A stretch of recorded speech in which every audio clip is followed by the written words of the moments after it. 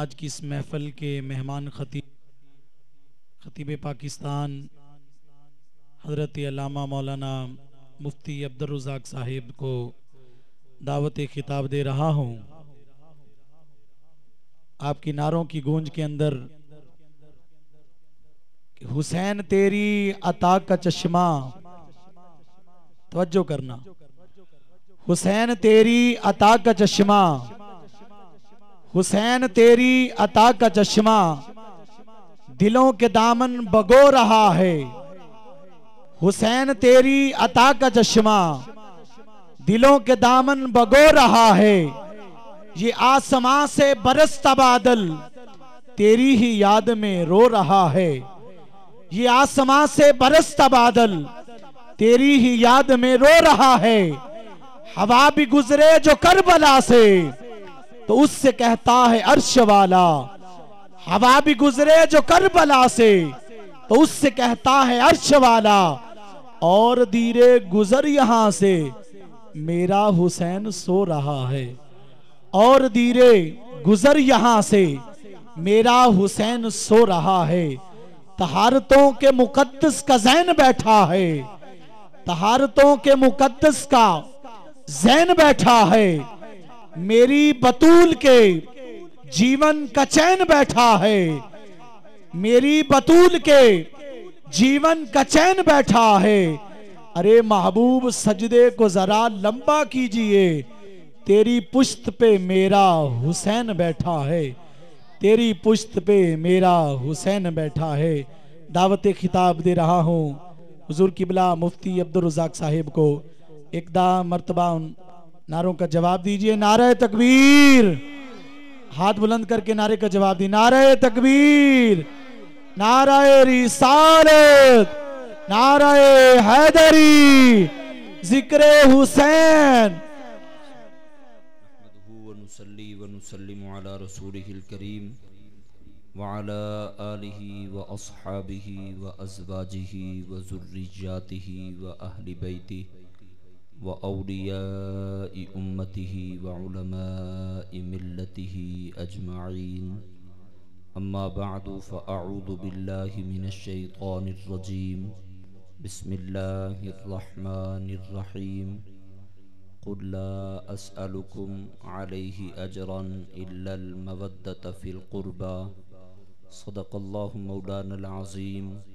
قال النبي صلى الله عليه وسلم، اللهم إني أحبهما فأحبهما وأحب من يحبهما، صدق رسوله النبي الكريم، إن الله وملائكته يصلون على النبي، يا أيها الذين آمنوا صلوا عليه وسلموا تسليما، اللهم صل وسلم وبارك على سيدنا ومولانا محمد وعلى آل أصحاب سيدنا ومولانا محمد وبارك وسلم، الصلاة والسلام عليك يا سيدي يا رسول الله، الصلاة والسلام عليك يا سيدي يا حبيب الله، الصلاة والسلام عليك يا سيدي يا رحمة للعالمين، وعلى آلك وأصحابك يا سيدي يا شفيع المذنبين۔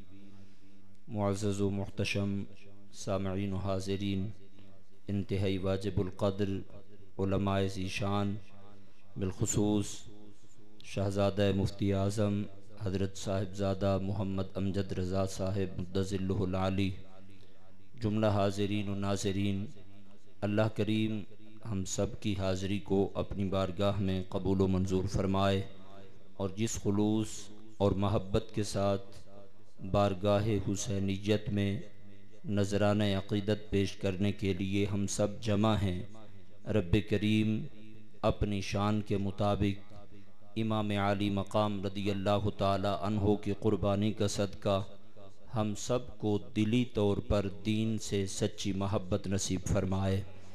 قرآن مجید فرقان حمید کی آیہ مقدسہ کے جس جز کو تلاوت کرنے کی سعادت حاصل کی، اس کا پہلا کلمہ لفظ قل ہے، اور صاحبزادہ والا شان نے بہت عمدہ اور سنجیدہ گفتگو کی، مگر ہمارا مزاج کچھ یوں بن چکا ہے کہ ایسی گفتگو سننے کے بعد ہم اس کو خشک تقریر کا نام دیتے ہیں کہ جس پہ سبحان اللہ کہنے کی بھی توفیق نہیں ہوتی اور داد دینے کا تو ارادہ تک نہیں بنتا، چونکہ ہم عادی ہیں فضائل سننے کے کہ فضائل ہی سنائے جائیں۔ کوئی تبلیغی بات ہو تو ہمارا مزاج کچھ بگڑنے کی طرف چلا جاتا ہے۔ اس کا پہلا لفظ اللہ کریم نے فرمایا قل۔ سورہ اخلاص کی تلاوت کریں تو اس کا پہلا کلمہ بھی لفظ قل ہے۔ سورہ آل عمران میں آیہ مباہلہ کی تلاوت کریں تو اس میں بھی جب مباہلہ کا طریقہ جس کلمے سے بتایا گیا وہ پہلا لفظ بھی قل ہے۔ سورہ اخلاص میں اعلان ہے توحید کا، آیہ مباہلہ میں ذکر ہے دلیل توحید کا، اور جس آیہ کو ابتدا میں تلاوت کیا اس میں ذکر ہے قرابت داروں کے لیے مودت کے مطالبے کا۔ ان تین چیزوں کو ذہن میں رکھنے کے بعد اب وجہ اشتراک اس میں دیکھنی ہے کہ اللہ کریم نے ہر آیہ کو لفظ قل سے شروع کیوں فرمایا؟ انسان کو ایمان کی بنیاد اور ایمان کی بقا کا طریقہ بھی بتایا، مگر ایمان ابتدا سے انتہا تک، اول سے آخر تک جس طریقے سے رب قدیر نے بتایا، فرمایا توحید کی ابتدا ہو تو محبت حبیب کا پہلو پیش نظر رہے، توحید کے دلائل ہوں تو محبت حبیب کا پہلو پیش نظر رہے۔ اگر حبیب اپنی امت سے کسی چیز کی طلب کرے تو محبت حبیب کا پہلو اس میں بھی نمایاں رہے۔ گویا ایمان کی بنیاد اور ایمان کی بقا اور ایمان کا کمال اگر عروج پہ پہنچتا ہے تو اللہ کے بتائے ہوئے طریقے کے مطابق محبت حبیب سے پہنچتا ہے۔ اللہ کریم نے توحید کا اعلان کرایا تو فرمایا قل هو اللہ احد۔ حبیب توحید میری ہے، اعلان تو نے کرنا ہے، میری توحید کے دلائل ہیں، بیان تو نے کرنے ہیں، اپنے قرابت داروں کے لیے محبت کا مطالبہ کرنا ہے، زبان تیری استعمال ہونی ہے۔ اسی لیے فرمایا گیا کہ قل کہہ کے اپنی بات بھی منہ سے تیرے سنی، اتنی ہے گفتگو تیری اللہ کو پسند۔ اللہ کریم چاہتا یہ ہے میرے حبیب تذکرہ میرا ہو، میں چاہتا ہوں زبان تیری ہو، دلائل توحید میرے لیے ہوں، میں چاہتا ہوں زبان تیری ہو اور تیرے قرابت داروں کا ذکر ہو، تب بھی مجھ خدا کی مشیت یہ ہے کہ حبیب زبان تیری ہو۔ اور پھر یہ مطالبہ اس قدر عظیم بن گیا، واجب چیز پر اجرت طلب نہیں کی جاتی، جس طرح صاحبزادہ صاحب قبلہ بھی فرما رہے تھے۔ اللہ کریم نے فرمایا جا ایھا الرسول بلغ ما انزل الیک من ربک، اے رسول اللہ نے جو آپ کی طرف نازل کیا اسے میرے بندوں تک پہنچائیں۔ یہ تبلیغ پیغمبر پہ واجب اور فرض ہے۔ کسی بھی واجب یا فرض کی ادائیگی پر بندہ اجرت کا مطالبہ نہیں کر سکتا۔ اللہ کے حبیب نے تبلیغ کی، اللہ کے حکم کے مطابق کی، پھر اجرت کس لیے طلب کی؟ ذرا غور کریں کہ واجب یا فرض ہوا تو وہ بھی اللہ کے حکم پر، اپنے قرابت داروں سے مودت کا سوال ہوا تو وہ بھی اللہ کے حکم پر، واجب کی ادائیگی میں بھی اطاعت خدا کا پہلو تھا، قرابت داروں کے لیے مودت کے مطالبے میں بھی اطاعت خدا کا پہلو تھا۔ اور مطالبہ اس قدر عظیم تھا کہ اس پہ جو عمل کرے گا اس پہ انعامات کی بارش ہوگی، اس میں بھی امتی کا فائدہ ہے۔ اور میرے اور آپ کے رحمت للعالمین آقا نے جب بھی کوئی عمل کیا اپنی امت کے فائدے کے لیے کیا، وہ غاروں میں جا کر روئے تو ہمارے لیے۔ اسی لیے اعلیٰ حضرت عظیم البرکت علیہ الرحمہ رب کی بارگاہ میں عرض کرتے ہیں اللہ کیا جہنم اب بھی نہ سرد ہوگا، رو رو کے مصطفیٰ نے دریا بہا دیے ہیں۔ حضور کے کمالات کو جاننے والے صحابہ حضور کی خدمت میں عرض کرتے یا رسول اللہ صلی اللہ علیہ وسلم اللہ کریم نے آپ کو جنت کی چابیاں عطا کر دیں، آسمان و زمین کے خزانوں کا مالک بنا دیا، پھر بھی آپ رب کی اتنی عبادت کرتے ہیں کہ آپ کے پاؤں مبارک پہ ورم آ جاتا ہے۔ کملی والے نے فرمایا جس پر جتنا رب کا انعام زیادہ ہوتا ہے اس پہ اس قدر شکر ادا کرنا بھی زیادہ لازم ہوتا ہے۔ آپ اگر غور کریں حسنین کریمین رضی اللہ تعالی عنہما کو اللہ کے حبیب نے جنتی جوانوں کے سردار ہونے کا جو اعزاز عطا فرمایا، ممکن تھا کہ قیامت تک کوئی بدبخت زبان کھولتا اور کہتا کہ اقربا پروری ہوئی، جنت اپنوں میں بانٹ کے چلے گئے۔ امام حسین نے وہ عظیم قربانی دی کہ جنت کے جوانوں کی سیادت کا تقاضا کرنے والے پہلے حسین جیسی قربانی دینے والا تو بن کے دکھا۔ نہ قیامت تک کوئی ایسی قربانی دے سکتا ہے، نہ جنت کے جوانوں کی کوئی اور سرداری لے سکتا ہے۔ امام فخر الدین رازی رحمت اللہ علیہ نے تفسیر کبیر میں ان مشہور احادیث کو نقل کیا جو یقیناً آپ کے مسجد کے خطیب صاحب بہت عمدہ خطیب ہیں، یہ ان کی ذرہ نوازی ہے کہ مجھے موقع دیا۔ آپ فرماتے ہیں کہ سرکار کا فرمان ہے من مات علی حب آل محمد مات مؤمنا، جو آل نبی کی محبت میں جائے گا حضور کی ضمانت ہے خاتمہ ایمان پہ ہوگا۔ دوسری بشارت فرمایا من مات علی حب آل محمد مات شہیدا، جو آل نبی کی محبت میں جائے گا شہادت کا درجہ پا کے جائے گا۔ تیسری بشارت فرمایا ملک الموت جب روح قبض کرنے کے لیے آئے گا بشرہ ملک الموت بالجنہ، روح بعد میں قبض کرے گا اسے جنت کی بشارت پہلے دے گا۔ فرمایا جب ملک الموت روح قبض کر لے گا اعزا اقربا قبر میں دفن کر کے آئیں گے، تم تو کبھی قبر پہ جاؤ گے، روٹین میں سال کے بعد محرم میں جانا گوارا کرو گے، مگر جس کے سینے میں آل نبی کی محبت ہے تم قبر میں رکھ کے آ جاؤ گے، اللہ کریم رحمت کے فرشتوں کی ڈیوٹی لگائے گا۔ فرمایا جعل اللہ قبرہ مزارا للملائکۃ الرحمہ، اللہ کریم محب اہل بیت کی قبر کو رحمت کے فرشتوں کی زیارت گاہ بنا دے گا۔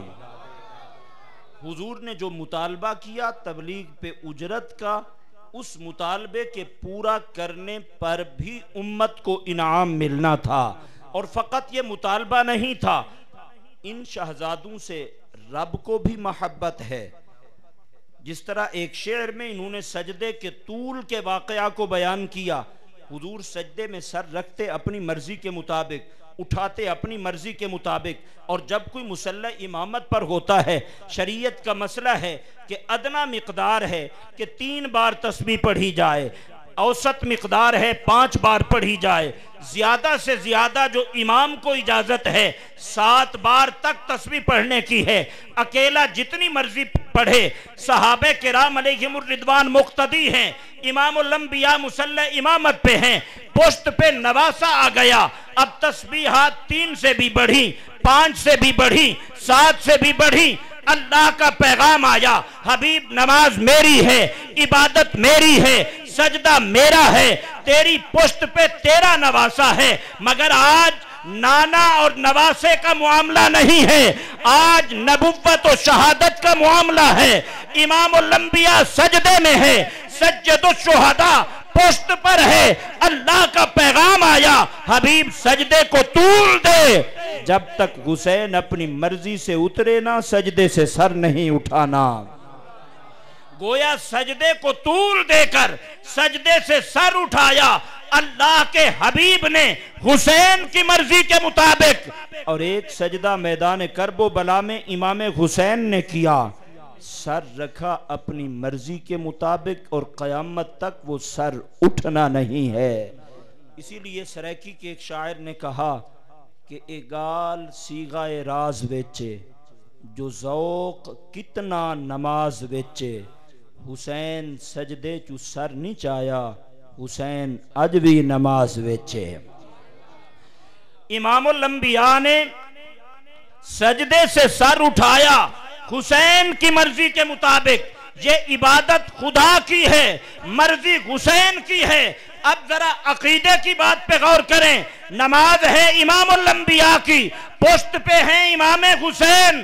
اگر حسین کے تصور سے امام الانبیاء کی نماز میں فرق نہیں آتا تو امام الانبیاء کے تصور سے امتی کی نماز میں بھی فرق نہیں آتا ہے.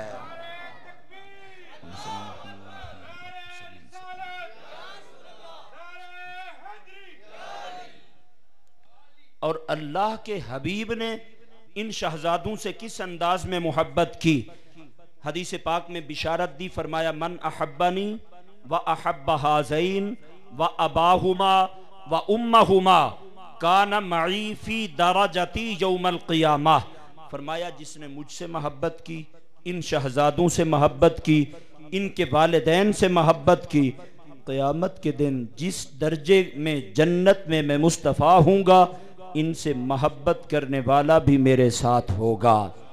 اور سنیوں کو حضور کی دعا کی قبولیت پہ کس قدر یقین ہے کہ عاشقوں کے امام اعلیٰ حضرت عظیم البرکت علیہ الرحمہ فرماتے ہیں اجابت کا صحرا عنایت کا جوڑا دلہن بن کے نکلی دعائے محمد. اجابت نے جھک کر گلے سے لگایا بڑھی ناز سے جب دعائے محمد. اور ابتدا میں جس حدیث پاک کو میں نے تلاوت کیا وہ دعائیہ کلمات ہیں. حضور رب کی بارگاہ میں عرض کرتے ہیں اللہم انی احبہما، اے میرے رب میں ان شہزادوں سے محبت کرتا ہوں. فاحبہما، میرے مالک تو بھی ان سے پیار کر.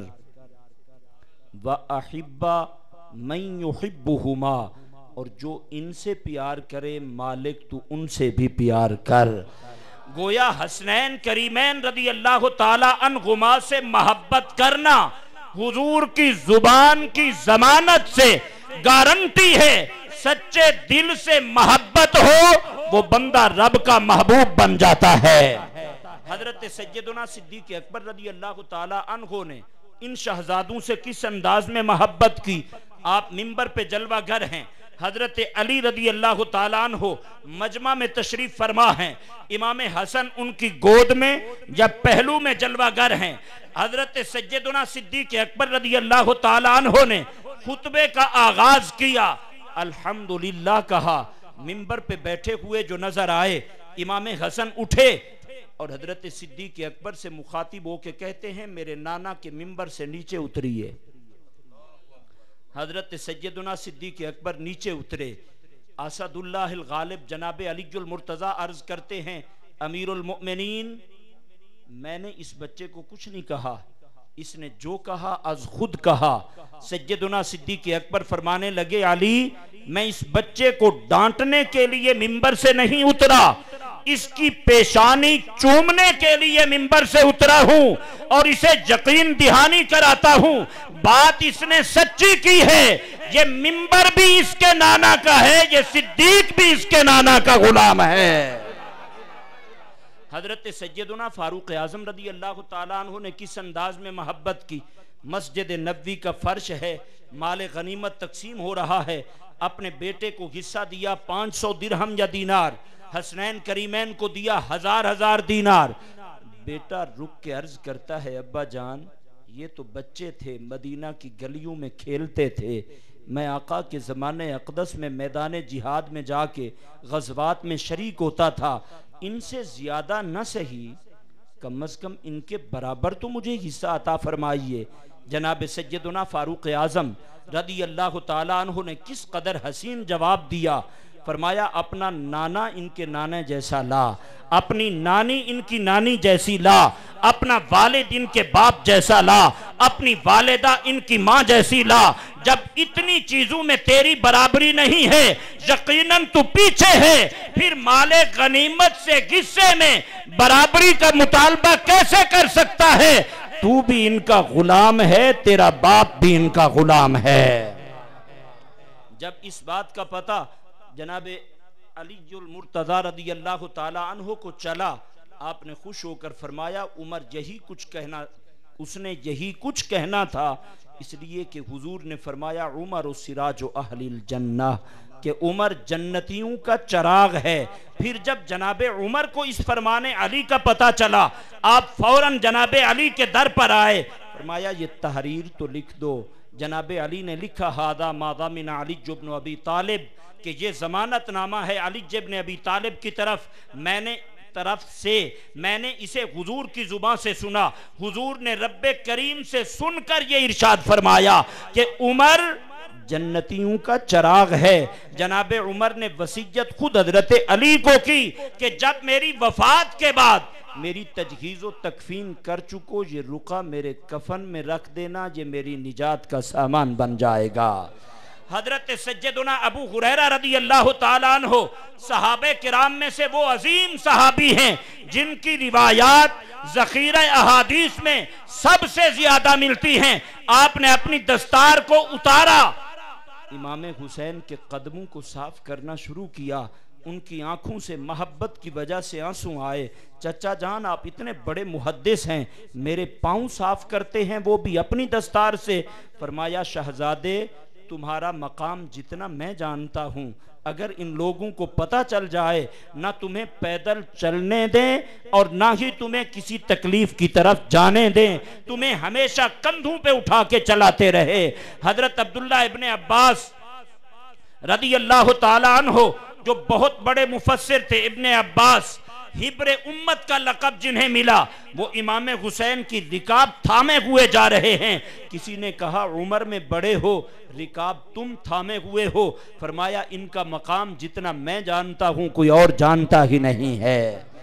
نبی کریم صلی اللہ تعالیٰ علیہ وسلم نے امام علی مقام رضی اللہ تعالیٰ عنہ کی ولادت پر سب سے پہلی غذا جو امام علی مقام کے دہن اقدس میں دی وہ حضور کا لعاب دہن تھا، شہد نہیں تھا۔